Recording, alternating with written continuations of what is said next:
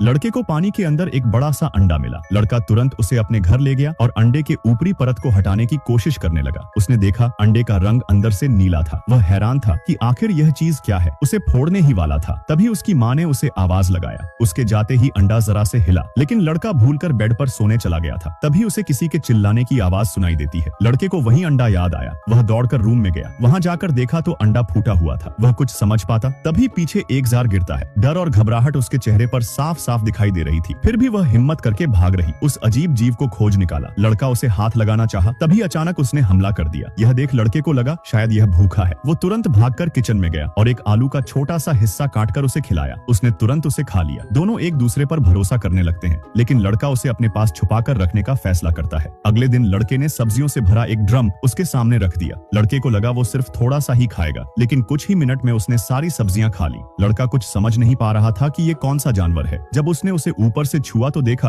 उसकी बॉडी का ऊपरी हिस्सा सख्त हो गया था, जिसके बाद उसने उसी ड्रम में पानी भर दिया। पानी में वो बहुत ही अच्छा महसूस कर रहा था, क्योंकि यह एक समुद्री घोड़े का बच्चा था जो समुद्र की गहराइयों में रहते हैं। यह बात लड़के को अपनी बहन से बताना पड़ा। जब दोनों बाथरूम में उसके साथ थे, तभी लड़के के अंकल अचानक बाथरूम में घुस गए। यह छुपी राज उन्हें भी पता चल गई, लेकिन आदमी ने यह बात सबसे छुपाने का लड़के से वादा भी किया। लेकिन उसी रात वह जीव अकेला घर में घूमने लगता है। अचानक उसकी मुलाकात घर के पालतू डॉग से होती है। छोटा समुद्री घोड़ा सीढ़ियों से गिरते हुए भागते हुए घर के बाहर आ जाता है और एक मूर्ति के ऊपर बैठकर स्टैचू बन जाता है। डॉग के जाने के बाद उसकी नजर पीछे पुल में बहुत सारी मछलियों पर पड़ती है। उसने तुरंत छलांग लगाई। अगली सुबह जब आदमी उसे देखता है तो समुद्री घोड़ा अपने साइज का 20 गुना बड़ा हो चुका था। आदमी उसे पकड़कर समंदर में ले जाता है, लेकिन उसकी नजरें लड़के को खोज रही थी। आदमी ने एक आलू पानी में फेंका। समुद्री घोड़े के पानी में जाते ही लड़का तुरंत गाड़ी की तरफ चला गया। फिर भी उसकी नजरें लड़के को खोजती रही। फिर लड़का पूरे एक हफ्ते बाद दोबारा नाव पर बैठकर समुद्र में जाता है और उसको आवाज लगाता है। अगले ही पल लड़के ने कुछ खतरनाक देखा। अब छोटा सा समुद्री घोड़ा एक डायनासोर जितना बड़ा हो चुका था। लड़का उसे सहलाता है और उसके पीठ पर बैठ जाता है।